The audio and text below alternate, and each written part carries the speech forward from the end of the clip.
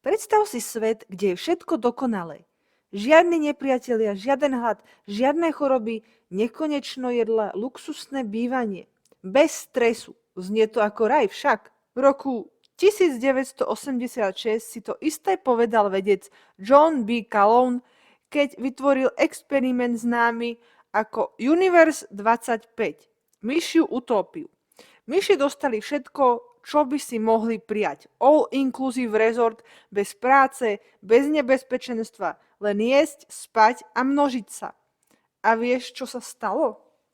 Namiesto večnej pohody prišiel chaos.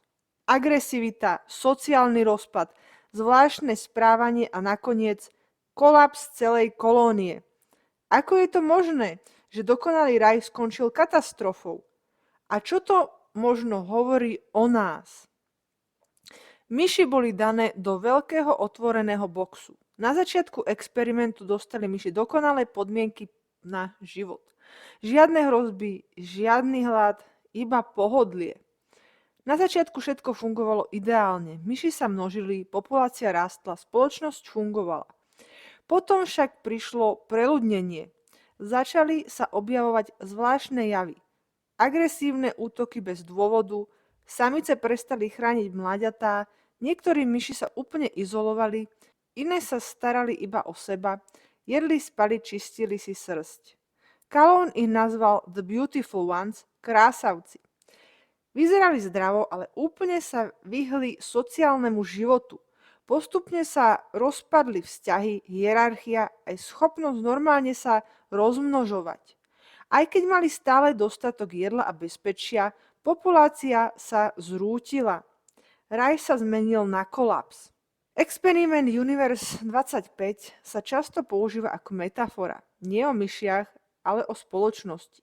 Experiment ukázal, že samotný blahobyt nestačí. A bez myslu, priestoru a zdravých vzťahov sa systém môže rozpadnúť, aj keď má všetko. Po krátkej analýze tohto myšieho impéria ale prídeme na jednu podstatnú vec. Sice tie myši mali veľa dôležitých vecí pre život, ale nemali slobodu. Boli uzatvorené v obmedzenom priestore a nemali šancu byť v kľude o samote. Čo ak by myši neboli v uzatvorenom priestore?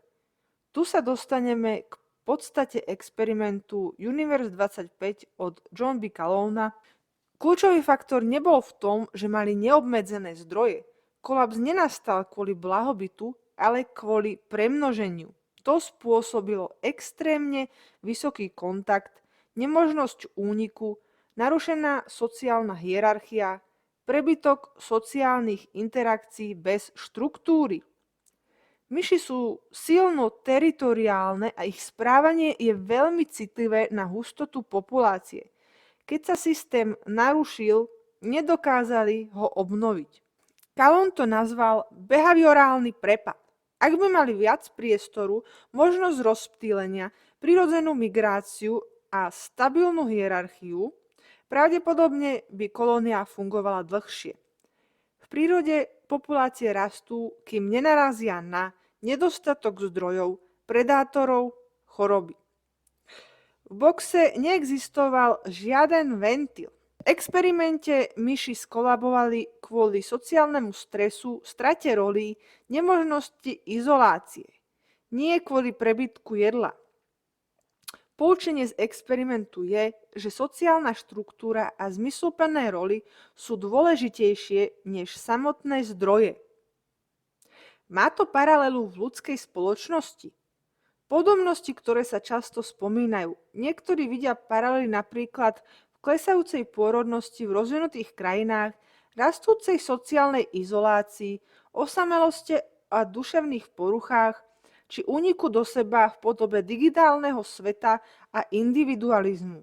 Ale ľudia nie sú myši. Ľudská spoločnosť je komplexná, má kultúru, ekonomiku, technológie a hodnoty. Nízka pôrodnosť je často vedomé rozhodnutie. Preľudnenie u ľudí nefunguje rovnako ako uzavretý box. Myši v experimente nemali zmysel života mimo biologického rozmnožovania.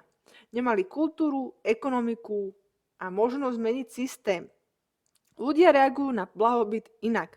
Keď je mesto preplnené, postavia nové. Keď chýba priestor, rozšíria infraštruktúru. Keď systém nefunguje, menia zákony. Keď klesá pôrodnosť, je to vedomé rozhodnutie, nie kolaps správania. Blahobyt historicky priniesol menej násilia, dlhší život, vyššie vzdelanie, technologický pokrok. Prečo dnes pôrodnosť klesá, keď máme najviac blahobytu v histórii? Toto je zásadný rozdiel oproti myšiam. V experimente John B. Callowna sa rozmnožovanie riadilo čisto biologickým impulzom. U ľudí sa však pôrodnosť mení podľa vzdelania, najmä u žien, urbanizácii, ekonomickej logiky, dostupnosti antikoncepcie a individuálnych hodnôt. Bola niekedy spoločnosť, ktorá mala všetko a aj tak rástla? Krátkodobo áno. Keď sa pozrieme na povojnové USA v roku 1950 až 1965, ekonomika rástla, stredná trieda silnela, bývanie bolo dostupné a zároveň bola vysoká pôrodnosť. Rozdiel oproti dnešku bol v tom, že tam boli silné rodinné normy, deti boli ekonomicky menej nákladné, ženy mali menej kariérnych možností a bývanie bolo relatívne lacné. Dnes sú deti ekonomicky nákladné, časovo náročné, konkurenčne voči kariére a nie sú nutné pre ekonomické prežitie rodičov. Takže je naša spoločnosť podobná myšej utopii.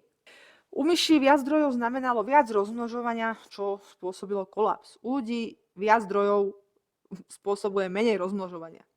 Prečo? Pretože človek optimalizuje kvalitu potomstva, nie kvantitu. Plánuje, uvažuje dlhodobo, reaguje na náklady. Z biologického pohľadu sa to nazýva case stratégia. Menej detí, ale viac investície do nich. U ľudí to nie je biologický limit, je to kultúrno-ekonomický prechod. Myši sa rozmnožujú, keď majú zdroje, ľudia rozmnožovanie plánujú podľa stability, ceny bývania, pracovnej neistoty, očakávaní kvality života. Preto to nie je dobrý priamy model pre ľudí.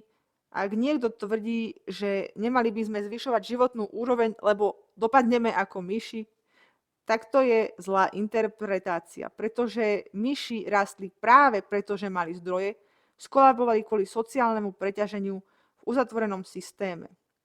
Myšia utopia je zaujímavá metafora, ale nie je to proroctvo. Ľudia nie sú myši v krabici. Sme druh, ktorý dokáže meniť podmienky, v ktorých žije.